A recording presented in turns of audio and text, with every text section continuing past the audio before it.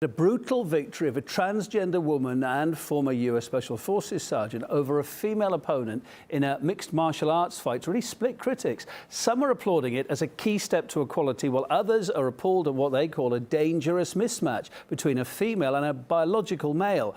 Earlier I got the details from RT's Alexei Rojevsky. Alana McLaughlin from South Carolina is only the second athlete in the history of mixed martial arts to compete, being an open transgender. She won her fight last Friday against a female opponent, and that ended in a second round with a rear naked choke, which is quite a brutal way to end a mixed martial arts bout. That caused a lot of controversy among pundits and experts who said that this was an unfair advantage, primarily because Alana was born Ryan McLaughlin, spent 6 years in the US Special Forces before starting her transition in 2010. That's why many of the pundits in MMA, and very renowned pundits as well, said that this was unfair, irrespective of how one treats the rights of transgender people. They all said they supported the rights of transgender people, but from a sporting perspective, this was unjust. Let's listen. Alana McLaughlin transitioned 5 years ago, which means that she lived 33 years of her life as a man. Tonight, McLaughlin fought and beat a biological woman. What a shock, this is nonsense. This is Alana McLaughlin, the female who won her first MMA fight against someone born a woman. I think people can identify with whatever they like, but I don't think this has a place in combat sports. You all think this is okay and empowering to transgenders? Interestingly enough, not only MMA pundits were outraged with such fight taking place, but also feminists. A couple of prominent feminist accounts tweeted out that this looks like basically a woman's abuse from a biological male. Yeah. Let's listen to that as well. Male violence against women as a public sport? No thank you.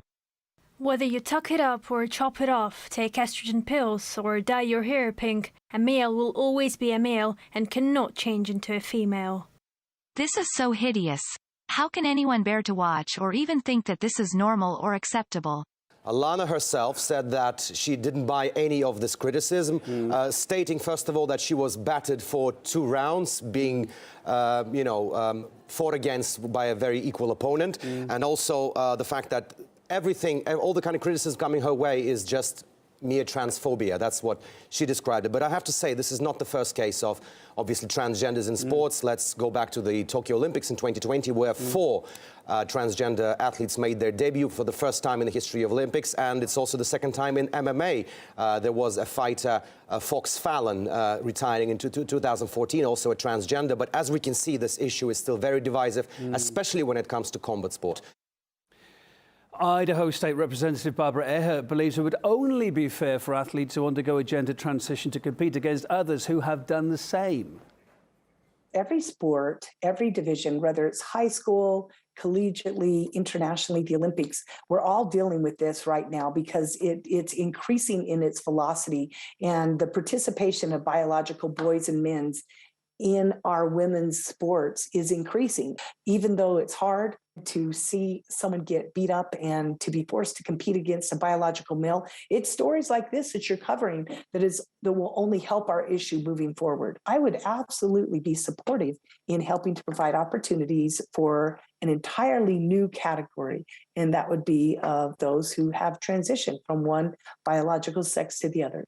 If they did not want to compete on the side of their biological sex, because again, let's remember that none of them are being kept from competing on the side of their biological sex. We're literally talking something that seems more demented and completely unfair when we put a biological girl and a biological male in the ring together to fight.